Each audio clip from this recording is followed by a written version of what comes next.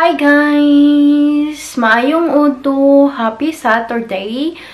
Kahapon, pumunta kami ng asawa ko doon sa stores, sa Gist at saka sa Rusta. Hindi na ako nag-vlog, so yung haul ko na lang yung ipakita. Then, yung ating mga nabili na para sa auto. Siguro madagdagan siya ng konti lang kapag nandito na yung aming bagong sofa at saka yung coffee table para sa aming living room. Kaya nag-order naman kami last month and then darating siya probably this month or next month pa.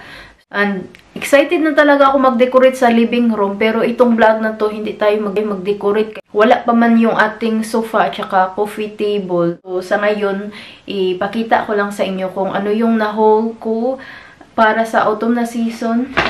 Unahin ko lang nabili sa Gist. Nagbili tayo nito. Tapos, 2 mug.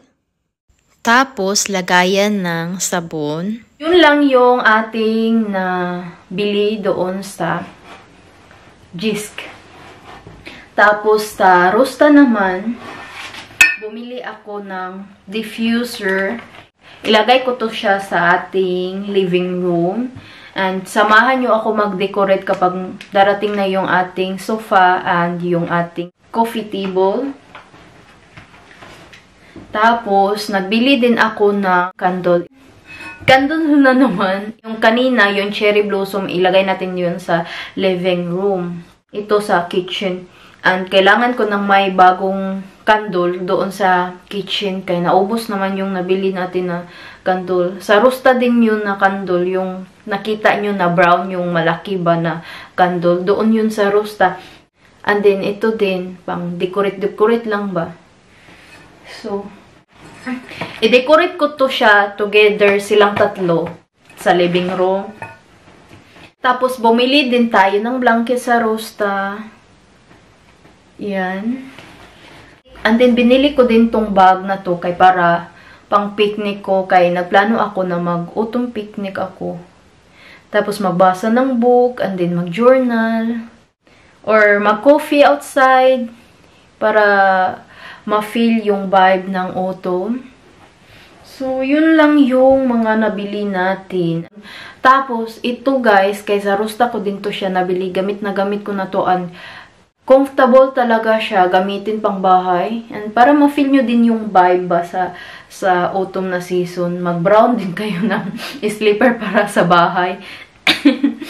And ngayon guys, ipakita ko sa inyo yung living room namin with explanation. Kaya, hindi man ako mahilig talaga ma-explain sa ngayon sa mga bagay-bagay. And yung vlog ko lang ba kay i-video ko lang yung yung ginagawa ko and hindi ako ma-explain. And ngayon, pagbigyan ko kayo na explain sa inyo yung mga bagay na nandyan. Ito yung aming sofa. Then, if lagi kayong nanood sa aking vlog, before pa, itong wall na yan kay gray siya. Tapos, pinipint namin ng asawa ko ng white kay para malight siya kapag sa season na madilim. And then, dito, may gamit tayo dyan pang workout, yoga mat kapag nag-stretch ako or mag-yoga. And then, may timbangan tayo dyan. Harapan naman ay may TV, speaker, lamp, and then may isa tayong snake plant.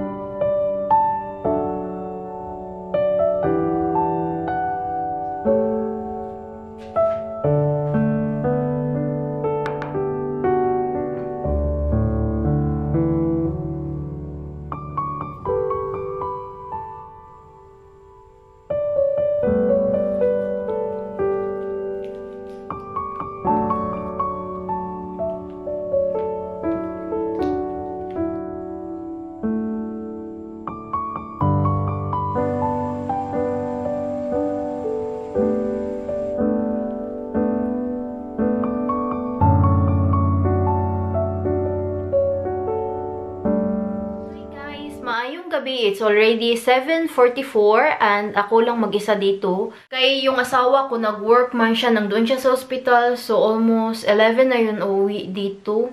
While nag-antay ako sa asawa ko, mag-chika-chika muna ako sa inyo. Kumusta naman kayo guys? I hope na okay kayo. Before nag-work yung asawa ko, kanina nag-watch siya sa aking vlog and sabi niya namimiss niya daw yung Stockholm. Buti na lang daw nag-vlog ako. And also, pinaplano niya na mag-celebrate kapag mag 300 subscribers ako. And sa ngayon, tingnan ko kung ilan yung subscribers ko. 295! Yay! 5 subscribers na lang ang kulang para mag 300 na tayo and mag-iba yung number na ba, 'di ba? Kay mga ilang months na din na 200 plus tayo and then mag 300 na tayo. So if you are watching and hindi pa ikaw nakapag-subscribe sa aking channel, mag-subscribe ka na para maging 300 na tayo. Excited na mag 300 na ba, and then nung una kong upload nito sa ating bagong channel kay November 4, so paunti-unti na dumadami tayo, and I know hindi naman talaga na sobrang laki ng channel ko kay mag 300 lang tayo, pero grabe ako ka-thankful sa inyo old and new ko na subscribers, and nandito pa rin kayo guys and hindi kayo nagsawang sumuporta sa akin. Simula nung old ko pa na channel na din-delete ko and hinahanap nyo ako. Wala talaga akong social media nung nag-delete ako last year sa aking Joy Garden na channel din. Tapos, nung bumalik ako, may Instagram na ako. And then, nag-message kayo sa akin. Tapos, nag-subscribe din kayo sa YouTube. Grabe kayo. Grabe ko kayo na-appreciate kasi lagi kayong nandyan sa akin. And minsan, mag-question ako sa sarili ko, bakit gusto nyo yung channel ko. And minsan, grabe ka low yung pagtingin ko sa sarili ko. Pero yung mga comments nyo sa akin, nakaka-happy ng heart. Appreciate ko talaga kayo. Thank you talaga sa lagi nyong pag-suporta nyo sa akin. And kahit pa man ba na busy ako, ginagawan ko talaga ng paraan na mag-vlog ako and ma-edit ko agad-agad kay para may makita kayo. Thank you talaga sa inyong lahat, sa bago kong subscribers and old ko na subscriber. Thank you talaga. Last ko na vlog kay gusto ko lang i-shout out yung sa last ko na vlog ba na si Langga More. Sabi niya ka-pretty ug sexy jud kayo ate, very stylish and elegant as always, amazing vlogs, maka-happy. Salamat sa inyong uploads, stay keep safe. Na-touch ako kasi feeling ko ate nyo ako, yung ganong mga comment ba, yung nabasa ko to na naluha-luha talaga ako. Uwi ko talaga mag-appreciate. Na-touch talaga ako. Kaya syempre, yung ate ko lang naman na best friend ko, laging mag-comment sa akin or minsan nag-message siya sa aking Instagram about sa aking vlogs.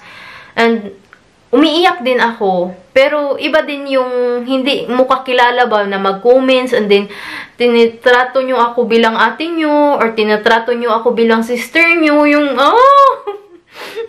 sobra talagang grateful ako sa inyo. Thank you talaga na nandyan kayo lagi, nagpapataas sa akin ng confidence, and also, mas na-motivate pa ako na mag-vlog, and maging ate nyo, and itry ko yung pinaka-the best ko na maging good model ako sa inyo.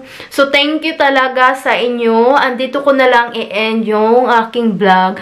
I hope nag-enjoy kayo nito mga langga. I love you so much. Bye-bye!